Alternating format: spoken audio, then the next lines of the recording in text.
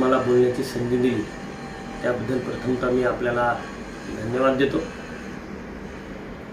देशामध्ये सध्या जे सरकार आहे, भारतीय जनता पक्षाचं सरकार, नरेंद्र मोदी देशाचे पंतप्रधान आहे आणि देशामध्ये जे सध्या सुरू आहे हे सगळं पाहिल्यानंतर उद्या देशाची लोकशाही शिल्लक राहील का हा सगळ्यात मोठा प्रश्न निर्माण झालेला आहे। देशाचं संविधान इथं धोक्यात आहे। संविधान आणि लोकशाही धोक्यात असल्यामुळे उद्या जर पुन्हा या देशामध्ये नरेंद्र मोदींच्या नेतृत्वाखाली भारतीय जनता पक्षाचं सरकार जर राज्यावर आलं, देशाच्या सत्तेवर आलं, तर या देशाची लोकशाही संपणार आहे। या देशामध्ये हुकुमशाही येणार आहे आणि पुन्हा एकदा या देशातल्या जनतेला हुकुमशाहीला सामोरं जावं लागणार आहे, गुलामीला सामोरं जावं लागणार आहे। हे सगळं चित्र ज्यावेळेस दिसतंय त्यावेळेला ह्या हुकुमशाहीला रोखण्यासाठी देशभरामध्ये जे विरोधी पक्ष आहे त्या सर्व विरोधी पक्षाच्या लोकांनी एकत्र येत इंडिया आघाडी आणि महाराष्ट्रामध्ये महाविकास आघाडी एकत्र केली। या महाविकास आघाडीमध्ये आमचा जो पक्ष आहे रिपब्लिकन पक्ष फुरीप, ज्याचे राष्ट्रीय अध्यक्ष माजी आमदार उपेंद्र शेंडे साहेब आहेत, मागच्या महिन्यामध्ये म्हणजे ह्या मार्च महिन्यामध्ये जवळपास 4 ते 5 वेळा आम्ही माननीय शरदचंद्रजी पवार साहेबांची भेट घेतली, त्यांच्याशी चर्चा केली आणि त्यांना रिपब्लिकन पक्ष फुरीप ह्या फुरीप पक्षाच्या बद्दल त्यांना चांगली माहिती आहे। या पक्षाला बाबासाहेबांच्या बरोबरच बॅरिस्टर राजाभाऊ खोब्रागडे यांचं खूप मोठं वैचारिक पाठबळ आहे। बॅरिस्टर साहेबाच्या नावानेच आम्ही हा पक्ष चालवतो। विदर्भ मराठवाड्यामध्ये या पक्षाला चांगला जनाधार आहे, याची चांगली जाण बॅरिस्टर राजाभाऊ खोब्रागडे पहिल्यांदा या राज्याचे मुख्यमंत्री झाले 78 साली। त्यावेळेला बॅरिस्टर राजाभाऊ खोब्रागडेंच्या नेतृत्वाखालील रिपब्लिकन पक्षाचे 3 आमदार महाराष्ट्राच्या विधानसभेत होते आणि त्या 3ही आमदारांचा पाठिंबा बॅरिस्टर राजाभाऊ खोब्रागडेंनी पवार साहेबांना मुख्यमंत्री करण्यासाठी दिला होता आणि त्याच्यामध्ये आमचे नागपूरचे जे आमदार होते ते सूर्यकांत डोंगरे हे राज्याच्या विधानसभेचे उपाध्यक्ष म्हणून त्यांनी काम केले। तर ही सगळी माहिती पवार साहेबांना आहे। त्याच्या आधीसुद्धा रिपब्लिकन पक्ष खोब्रागडे गटाचे महाराष्ट्रामध्ये सातत्याने एक दोन आमदार निवडून आलेले आहेत। नागपूरसारख्या महानगरपालिकेमध्ये या पक्षाचे 4 महापौर आतापर्यंत झालेले आहेत। वेगवेगळ्या महानगरपालिका चंद्रपूर, नागपूर, अमरावती, अकोला या भागामध्ये सातत्याने महानगरपालिकांमध्ये खोब्रागडे गटाचे नगरसेवक निवडून आले आहेत। महापौर, उपमहापौर, वेगवेगळ्या कमिट्यांचे अध्यक्ष ही पदं त्यांनी भूषवली। जिल्हा परिषदांमध्ये विदर्भामध्ये बॅरिस्टर राजाभाऊ खोब्रागडेंच्या नेतृत्वाखालील पक्षाला सातत्याने लोकप्रतिनिधित्व मिळालेलं आहे। लोकसभेच्या जागांवर सुद्धा लाखाच्या पेक्षा जास्त मतं या पक्षाला त्या काळात मिळत। जो पक्ष आहे रिपब्लिकन पक्ष फुरीपा, या पक्षासोबत युती करण्याची भूमिका पवारसाहेबांनी घेतली।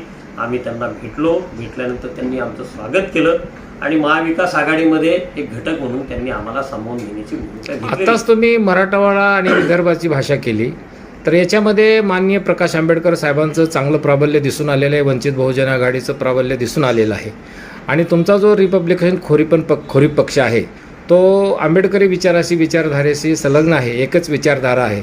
तर मग तुम्ही आंबेडकरी विचारधारेशी एकमत असलेल्या पक्षावर युती न करता तुम्ही राष्ट्रवादी काँग्रेसबरोबरच का गेला?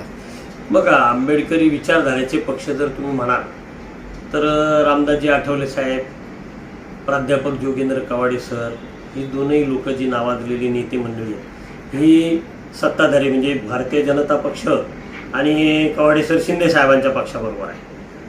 आणि राहिला प्रश्न वंचित बहुजन आघाडीचे नेते आदरणीय प्रकाशदादा बाळासाहेब आंबेडकरांचा।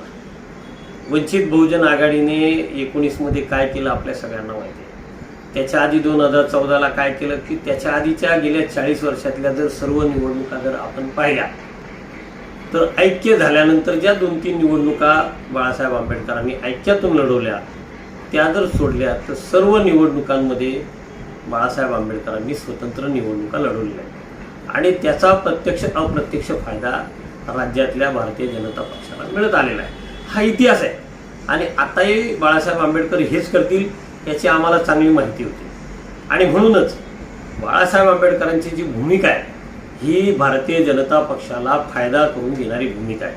आमचं असं म्हणणं आहे की यापूर्वीच्या निवडणुकात काय झालं ते सोडून द्या, परंतु आत्ताची लोकसभेची जी निवडणूक आहे ही देशाचं अस्तित्व ठरवणारी निवडणूक आहे. देशाचं लोकशाही राहणार की नाही, देशाच्या लोकशाहीचं अस्तित्व टिकणार की नाही, भारतीय संविधान राहणार की नाही, हे आत्ताच्या ह्या लोकसभा निवडणुकीवर अवलंबून असणार आहे. जर या निवडणुकीमध्ये प्रत्यक्ष अप्रत्यक्ष भारतीय जनता पक्षाला फायदा करून दिला आणि उद्या भारतीय जनता पक्षाच्या सरकार या देशामध्ये आलं तर उद्या लोकशाहीच राहणार नाही आहे. भाऊ, एक असा प्रश्न आहे की आता जे पक्ष आहेत, प्रस्तावित पक्ष आहेत, ती चळवळ मोडीत काढण्याचं काम चालू आहे असं माननीय प्रकाश आंबेडकर साहेब म्हणत आहेत. तर हे खरोखरच हे प्रस्तावित जे पक्ष आहेत हे चळवळ मोडीत काढण्याचे काम चालू आहे का आंबेडकरी विचारधारा पुढे रेटण्याचं काम करत आहे? आता मला हे सांगा, बाळासाहेब आंबेडकरांच्या सारखीच ग्रासरूटवर सगळ्या जिल्ह्यांमध्ये नेटवर्क असलेली ही संघटना माननीय रामदासजी आठवले साहेबांची आहे. परंतु आठवले साहेब केंद्रात 2 टर्म खासदार आहेत, 2 टर्म मंत्री आहेत, तरीसुद्धा त्यांच्या पक्षाला एकही जागा लोकसभेची दिलेली नाही. राज्यात मंत्रिपद द्या, सत्तेत सहभागी घ्या, ही जी भूमिका त्यांनी घेतली आहे कशावरून घेतली आहे? आता राज ठाकरेंच्या बद्दल मागच्या 8-10 दिवसांच्या पूर्वी चर्चा झाली, दिल्लीत जाऊन आले, अमित शहांना भेटले, त्यांना 2 राज ठाकरेंच्या सारखा म्हणजे आता लाखोची सभा घेणारा जो नेता आहे त्यांच्या पक्षाला सुद्धा 1-2 जागा ते जर देत असतील तर मग ही सगळी जी परिस्थिती मंडळी जर जात असतील त्यांच्यासोबत तर मग आता दोष कोणाला घ्यायला? म्हणजे त्यांचा प्रयत्न असतोच ना की मित्र पक्षाला कमीत कमी जागांमध्ये कसा गुंडाळायचं, हा सगळ्या प्रस्थापितांचा प्रयत्न असतोच. आपण त्याच्यातून आपला पक्ष कसा मोठा करता येईल हा प्रत्येकाचा प्रयत्न आहे, तो त्यांनी केलेला आहे.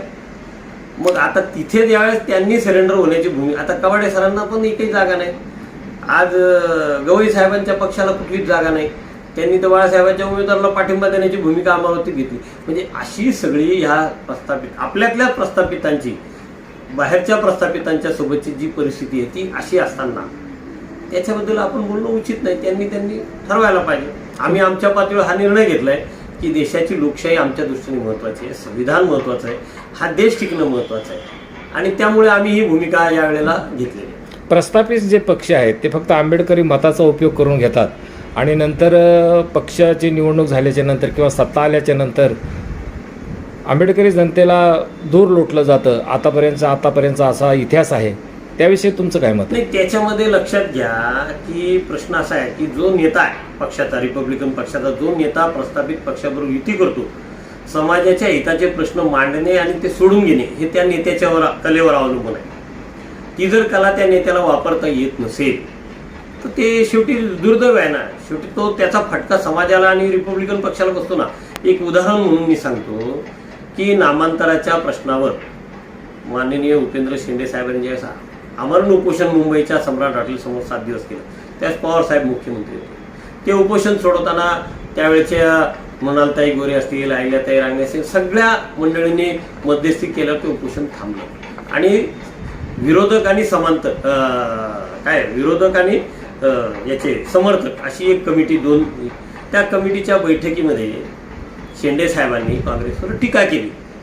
त्यावेळेला उठून त्यावेळेचे विलासराव देशमुख साहेब मंत्री होते, त्यांनी शेंडे साहेबांना हा प्रश्न विचारला, तुम्ही काँग्रेसला दोष देण्याच्या ऐवजी तुमच्या पक्षाचे इथे बसलेले जे नेते आहेत त्या बैठकीमध्ये ह्या नेत्यांनी नामांतराच्या प्रश्नावर सातत्याने मोठमोठे मोर्चे आणले, लाखोचे मोर्चे आणले, परंतु ज्या नामांतराचा प्रश्न सोडवण्याचा विषय होता त्यांच्या चिठ्ठ्यांमध्ये वेगळेच प्रश्न होते. म्हणजे तुम्ही आज जे म्हणताय की नामांतर झालंच पाहिजे, होतंय की नाही त्याची तारीख जाहीर करा, ही जी तुमची आज आग्रही भूमिका आहे तशी एकाही रिपब्लिकन नेत्याने ज्यांनी लाखोचे मोर्चे आणले याच्यावर ते सगळं अवलंबून आहे.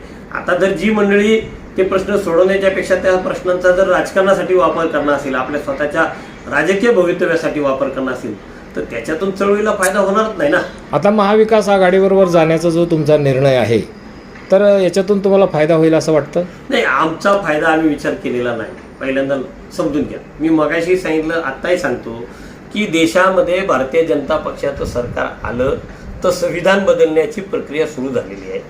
लोकशाही या देशातली संपुष्टात येणार आहे. या देशाचं जे लोकशाही गणराज्य आहे हेच जर याचं अस्तित्व संपुष्टात येणार असेल तर सर्वसामान्य जो भारतीय नागरिक आहे त्या भारतीय नागरिकाला उद्या त्या नागरिकावर उद्या गुलामीची वेळ येणार आहे. आणि ती वेळ येऊ नये म्हणून देशातल्या सगळ्या विरोधी पक्षांनी जे पुरोगामी विचारांचे त्या सगळ्यांनी एकत्र येऊन इंडिया आघाडी केलेली आहे. आपल्या राज्यामध्ये त्याला महाविकास आघाडी आपण म्हणतो.